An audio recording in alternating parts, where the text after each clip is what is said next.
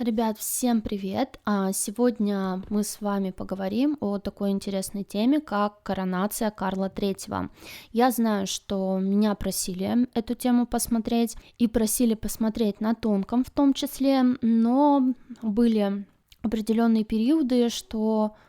я не могла зайти на тонкий, как-то была не в том состоянии, чтобы смотреть именно такие, ну, скажем так, не очень чистые дела, потому что все-таки это энергетика, и то, что там происходит, вообще, в принципе, это и защита определенная есть, ну и, в принципе, для того, чтобы смотреть вот эти вот мерзопакостные всяческие вещи, которые связаны обычно с такими очень большими оккультными ритуальными делами, это нужно определенный иметь настрой, поэтому чуть-чуть это все затянулось. Ну и также я еще посмотрела, какие там символичные моменты были на самой этой коронации, и тоже частично посчитывала и проследила некоторые интересные моменты, которые происходили также при других людях, и я считывала в том числе, почему это происходило, и сегодня поделюсь этим всем с вами. И по первости, конечно, хотелось бы сказать, помните, наверное, я как-то говорила про то, что вообще почему он взял имя Карл, мы с вами это разбирали, и я здесь это еще раз повторю. Во-первых, да, кто за мной следит, кто следит за моим каналом, а также, допустим, следит за Бусти, потому что тему того, как нас здесь захватили, то есть как шел захват нашего мироздания, я разбираю именно на Бусти, по большей степени ввиду разных причин. Так что, кого интересует тема захвата нашего мироздания, пожалуйста, заходите на Бусти, там очень много видео, и сейчас это все очень активно мы разбираем с ребятами, кто подписан. Так вот, смотрите, насчет того, что вот почему он взял имя Карл. Я уже рассказывала очень много о том, что вот эти вот великаны, фрески, там очень много всего, да, вы, наверное, кто смотрит и интересуется альтернативной историей, видели, что очень много фресок, очень много всего, что говорит о том, что были люди высокого роста, были великаны там и так далее. Даже вот сказки, которые мы так или иначе везде прослеживаем. В сказках было тоже говорится о том, что были великаны, что великаны они были повсеместно, то есть это было нормой. И причем во многих сказках, допустим, «Кот в сапогах», если вы помните такую сказку, там даже рассказывалось о том, что великаны владели землями. То есть у них были земли, были там стада там, овец, коров, условно выражаясь, на них работали люди обычные, маленькие, у них были свои замки и так далее. То есть и такие сказки, они есть повсеместно везде. Ну и плюс очень много тоже, как не пытаются затереть вот эти факты о том, что были люди высокого роста, эти факты все-таки всплывают, и мы их видим очень часто вокруг. Так вот, я вам рассказывала о том, что по факту раньше правили истинные правители, то есть те, которых мы называем там царями условно, императоры, которые были, хотя императоры империи это больше к римским империям, то есть империи как раз-таки пошли уже больше от захватчиков, то есть захватчики называли себя императорами, наши были по большей степени, то есть царями. Так вот, они были именно людьми высокого роста, то есть они были гигантами, и именно гиганты это были родословные, которые управляли здесь и по факту были истинными правителями, то есть души людей, которые спускались сюда в тела высокого роста, они спускались именно с миссией, с такой миссией, чтобы управлять целой общностью и следить за тем, чтобы всем в этой общности было хорошо. Мы на этом сильно с вами заострять внимание не будем, и для чего я вообще это все рассказываю? Я рассказываю это для того, чтобы напомнить вам, что как раз-таки, когда я смотрела, почему вот этот вот Карл, который сейчас, да, Карл III, почему он взял себе такое имя, Карл именно переименовался,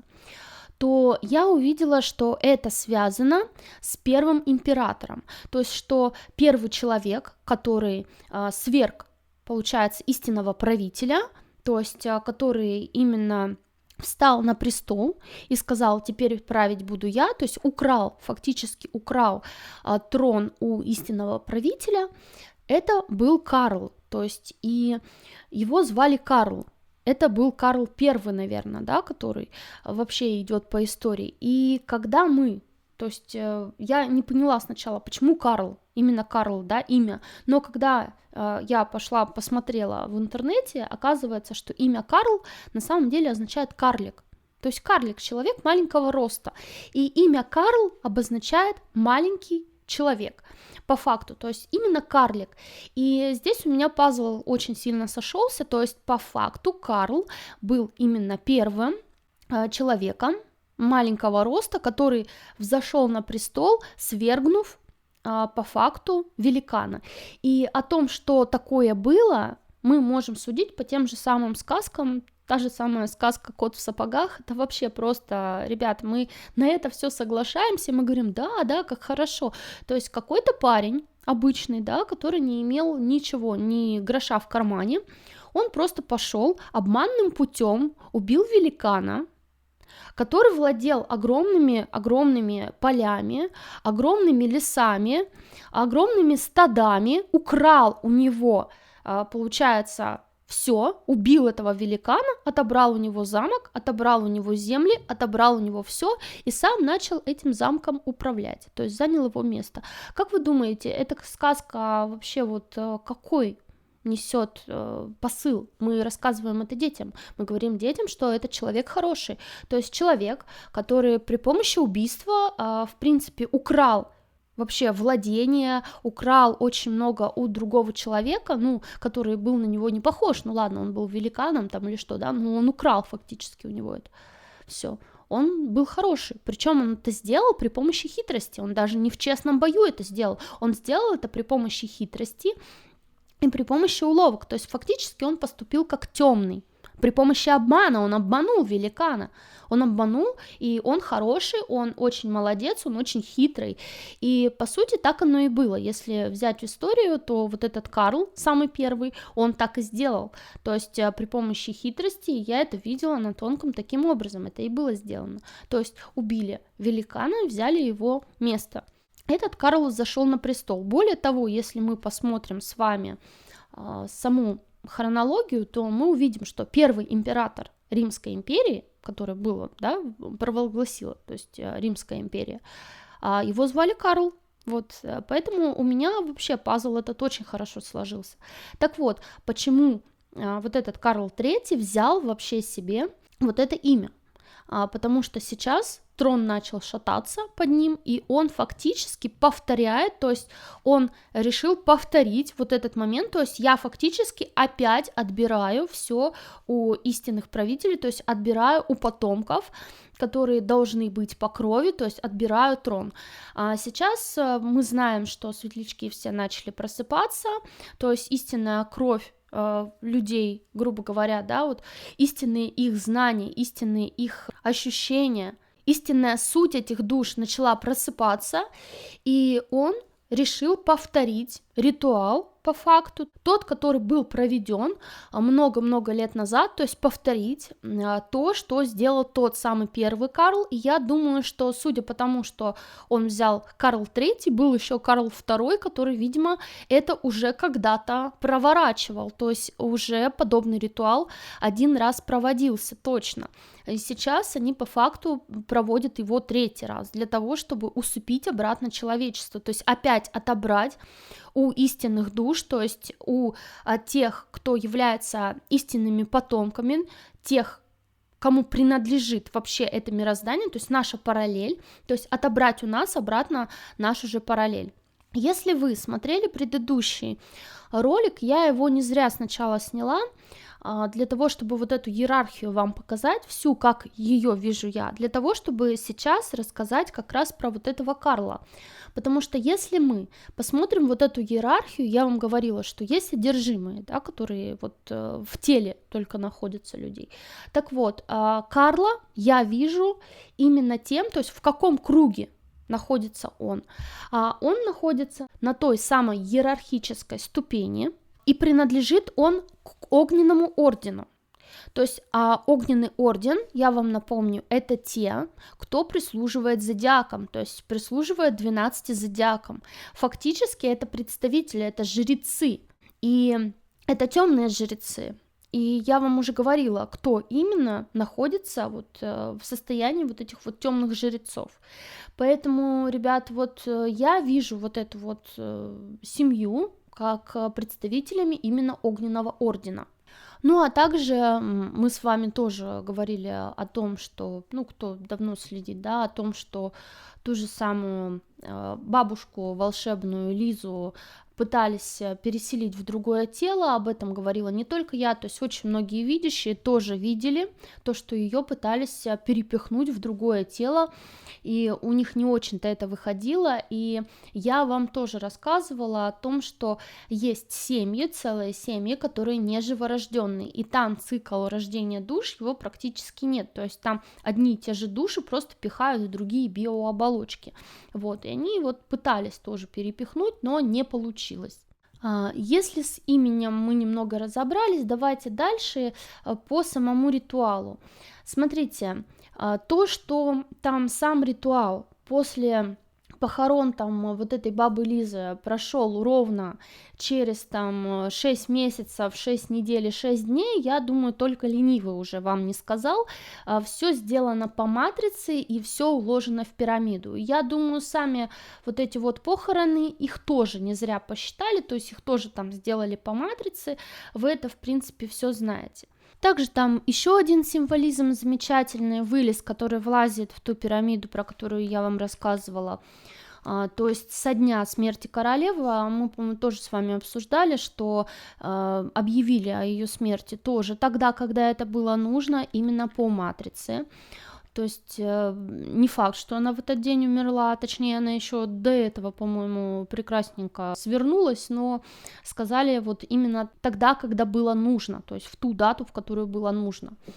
Посчитали, высчитали, как говорится. Вот, после объявления о ее смерти ровно через 240 дней была объявлена его коронация, то есть эти дни тоже посчитали. А если вы внимательно, опять же, смотрели мой канал и внимательно смотрели все видео про матрицу, про пирамиду вот эту, в которую запихали человечество, то вы, наверное, уже поняли, да, 240, что это обозначает. То есть 240 это полный оборот цикла. То есть они выждали вот этот вот цикл, это полный оборот 24 часа, помните, да, те же самые по месяцам, по годовому календарю, там тоже все циклы идут по 12-24, то есть 12-24 это тоже сакральные числы вот этой матрицы, и 240 дней со дня смерти вот этой вот барышни, это, конечно, тоже все уложено в цикл матрицы, тем более, что сама его коронация была назначена на период, когда прошли вот коридоры затмений, там был очень такой мощный коридор, который закончился, естественно, кровавой луной, ну, другого же дня было сложно подобрать, это ж все должно вписываться вот в эту вот матрицу, ничего случайного там нет, все было высчитано этими орденами, этими людьми, почему? Потому что они держат матрицу, и, как я вам уже сказала, то есть все полностью они делают по матрице, все полностью они делают по вот этой пирамиде, для того, чтобы вся система работала на них, потому что вся матрица работает на них, они, по сути, часовщики, об этом я тоже говорила, и как раз-таки орден огненный, к которому относятся представители вот этой семейки, он как раз-таки тоже является часовщиками, то есть они как помощники, часовщики, которые тоже помогают вот этим вот зодиакам держать матрицу, потому что если зодиаки имеют прямое отношение, то есть они сами олицетворение часов по факту, и они эту матрицу держат, это работает на них на их энергии, на их самих, и тот, кто стоит в середине, змееносец, он имеет прямой доступ к матрице, то есть они программисты матричные, то как раз-таки огненный орден, они часовщики, то есть они заводят матрицу. Примерно я это вижу так, то есть есть большие часы, знаете, которые, допустим, надо постоянно вставлять ключ и заводить для того, чтобы они работали. Так вот, именно орден огненный, вот этот, я вижу как часовщики, то есть образы идут такие, что они вставляют ключик в замочную скважину и, грубо говоря, крутят для того, чтобы часы тикали. И каким образом они это делают? Как раз-таки таким образом и делают, то есть когда они назначают какие-то даты, вот такие, что там смерть королевы, новая там коронация, еще что-то, они это все делают под матрицу. Таким образом они эту матрицу заводят. То есть представьте, сколько людей смотрело за той же самой коронацией, а сколько людей смотрело за той же самой с похоронами вот Елизаветы и всего прочего. То есть и в эти дни сливалось очень большое количество энергии в ту же самую матрицу, и матрица запитывалась энергией. Я вам рассказывала про матрицу, что по сути матрица,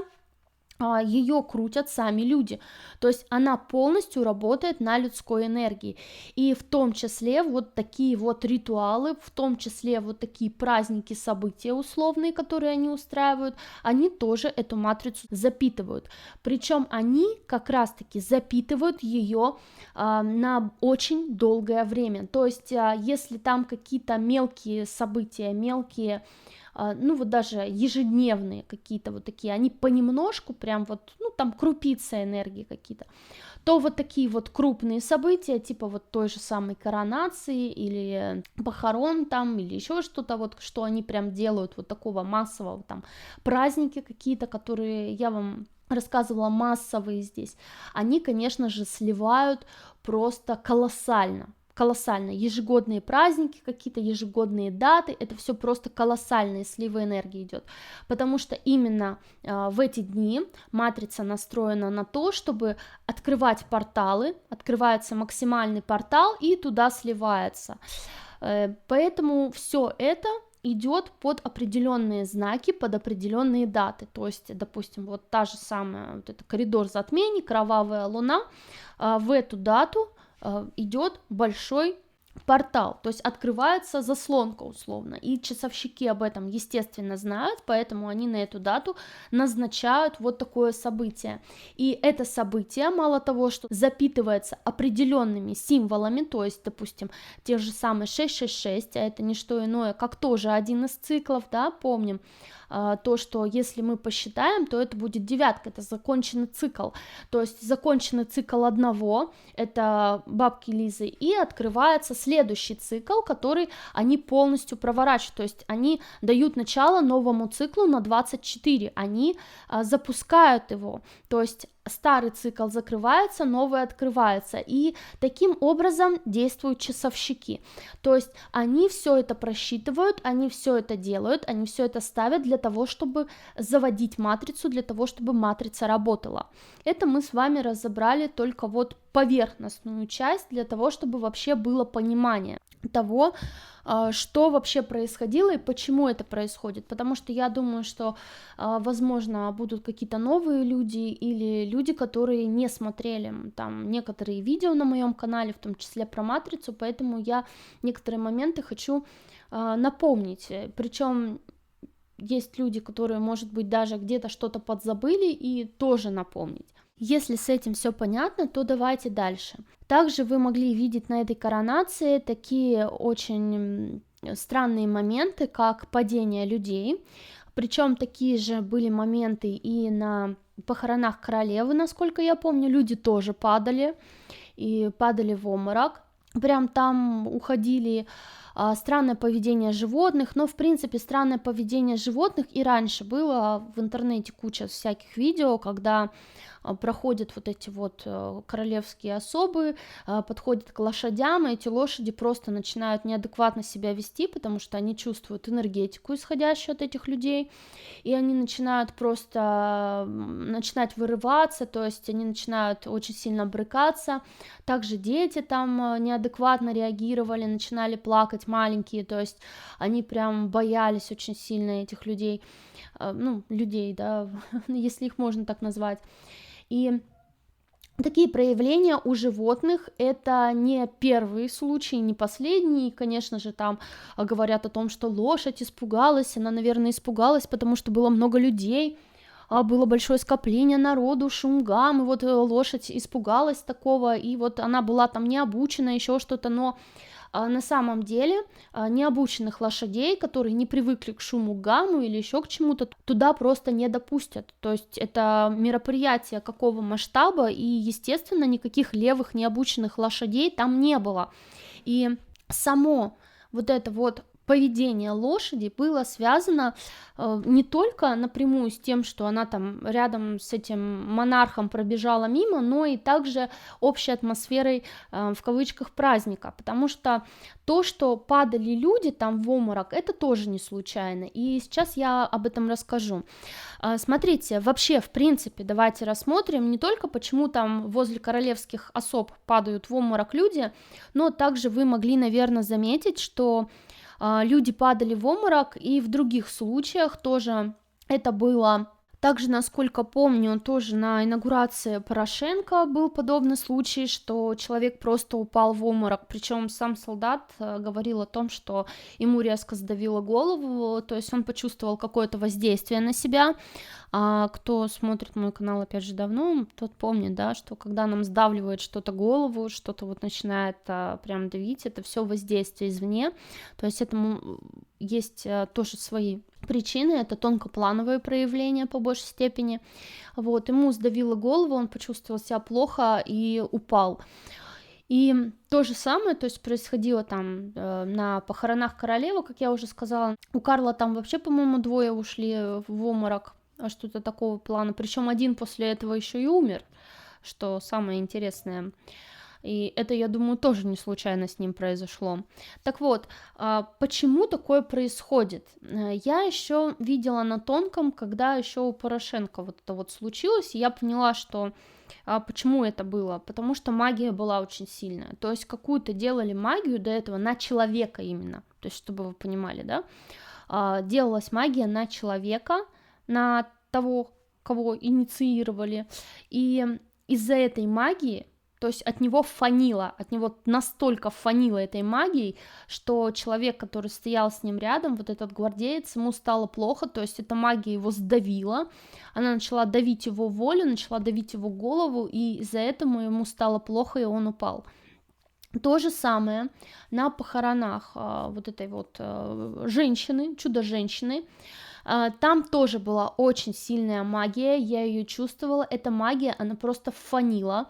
там настолько было какие-то вот эти ритуалы, вот это вот все сделано еще до этого, то есть это подготовки, и причем во время этого тоже шли ритуалы, такое ощущение под землей где-то было, шли какие-то ритуалы, то есть во время этого, которые это все заворачивали вот эту воронку во время вот этой вот всей верхней вакханалии, то есть внизу там делали что-то, что просто выкачивало, сливало это, то есть это происходит одновременно,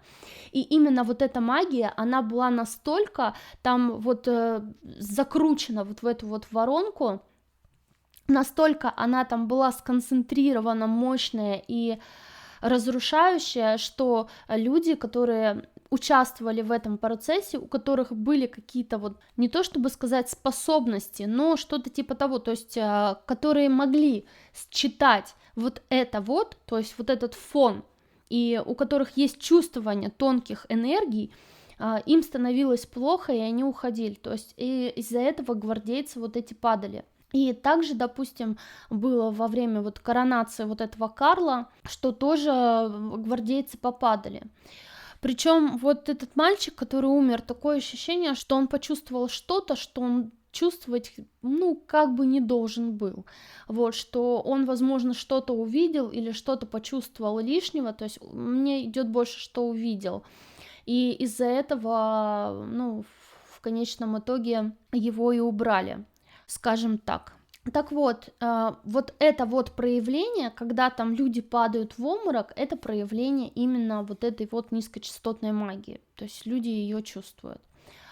Также вы могли заметить, что проходил там какой-то непонятный человек с вот этой палкой, да, копалкой в капюшоне и так далее, которого, конечно же, сказали, что это какой-то там левый монарх, попал он туда случайно вообще, и он вообще никак не связан там ни с церковью, ни это, он там просто кому-то там помогает, якобы архиепископу или еще что-то, но, конечно же, это оправдание. По факту же, я думаю, вы уже догадались, что это один из членов, как я уже сказала, вот этих вот огненного ордена, и зачем он ходил там, по большей степени я видела, что они там что-то делают другое, то есть вот как раз-таки то, что во время вот этой коронации там внизу, то есть там где-то, да, за дверьми проходили какие-то другие ритуалы, и я даже смотреть не хочу, что там были за ритуалы, потому что я это все увижу воочию, я и так чувствую, что там было, и любоваться этим, ну, извините, как говорится. Итак, все вот эти энергии, которые я смотрела, это все очень-очень неприятно, ужасно, и считывать вообще не хочется, потому что отвратительнейшие энергии, которые от этой магии идут и от всего остального. Так вот, вот этот вот человек, то есть это никакой там не адепт левый, никто, это один из членов вот этого ордена огненного, и как раз-таки они, то, что он откуда-то куда-то шел, то есть он шел на проведение каких-то обрядов, то есть он был в процессе того, что они делали какой-то обряд определенный, то есть и он именно принимал участие в этих обрядах, и откуда-то, то есть он что-то там брал, то есть ему что-то нужно было, и он шел туда, где он это должен был использовать. Возможно, что как раз-таки за вот этой вот палкой-копалкой он и ходил, то есть за вот этой пикой. И вот эта пика, ну, если вы заметили, мне, по крайней мере, показалось, то есть она какая-то ритуальная, это как копье, то есть убивают что-то копьем, да, потому что палка такая деревянная, длинная, очень похожая на копье метательное, и наконечник, то есть у нее какой-то такой, мне показалось, что даже металлический, и что это что-то ритуальное, то есть это какое-то именно копье. Что там он будет делать этим копьем, я, конечно, вижу, и я не хочу об этом говорить, что он там будет им делать, но это очень-очень не очень хорошая тема. В общем, ребята, посмотрела я этого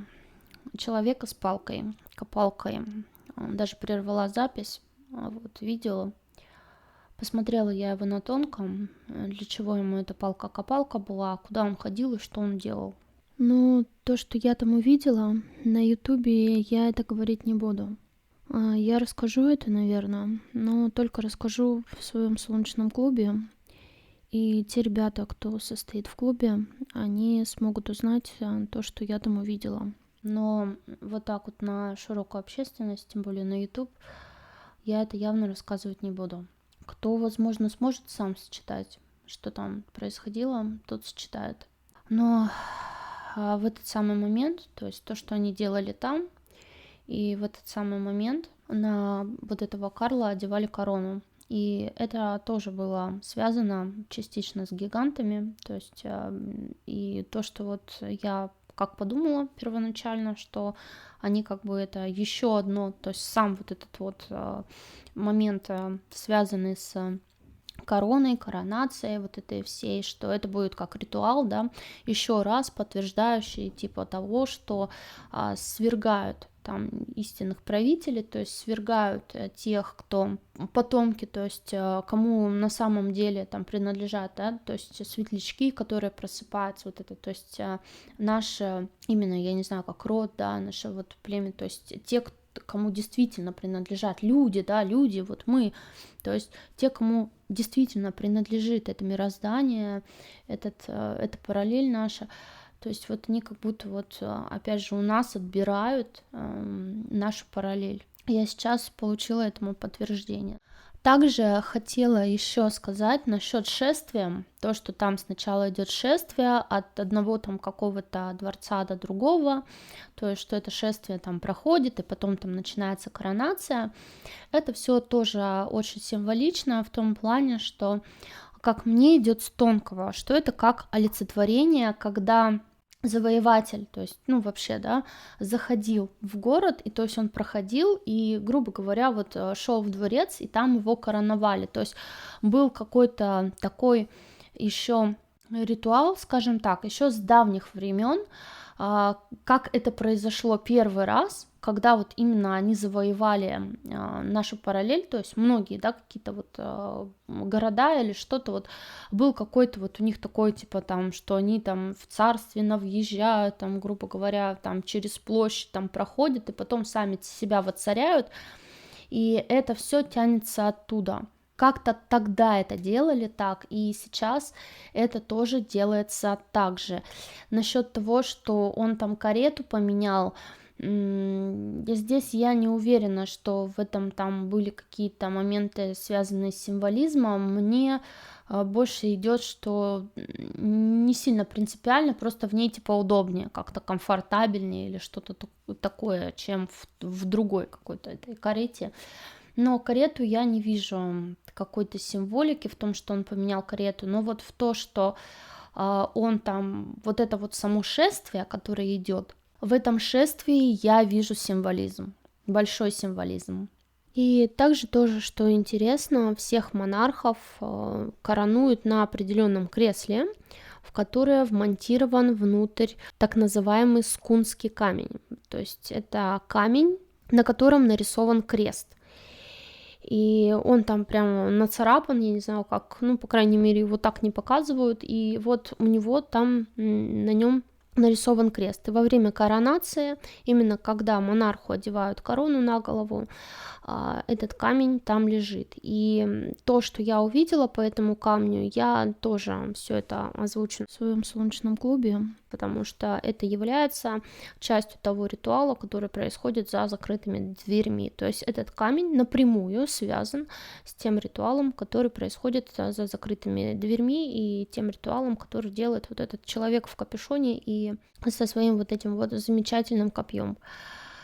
в кавычках замечательным, вот, потому что все, что происходит там, это одновременно происходит с тем, что на голову вот этого вот короля одевается корона. Вот такие вот, ребята, новости. Да, оставила немножко я интригу, но на ютубе я это явно рассказывать не буду. Простите уж меня, потому что, во-первых, это не для слабонервных, во-вторых, как бы, ну, YouTube, я говорю, я не очень люблю рассказывать на нем различные вещи, которые